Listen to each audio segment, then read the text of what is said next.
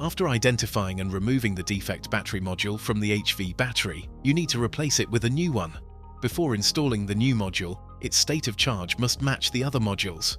Otherwise, the battery management system won't activate it, or in case of high voltage deviation, high equalizing currents could damage the module or lead to a thermal event. AVL DiTEST offers rightCHARGE, a solution with 11 kilowatts power and a voltage range of 2 to over 400 volts, to condition even the largest battery modules efficiently. After activating the system, a self-test ensures proper functioning.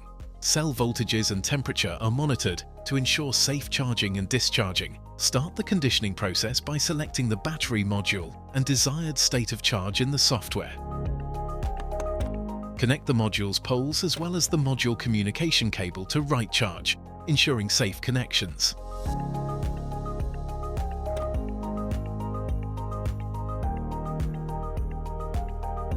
Once conditioned, the new module can be installed. Before sealing the battery housing, inspect the busbar's arrangement with AVL DiTEST Microme.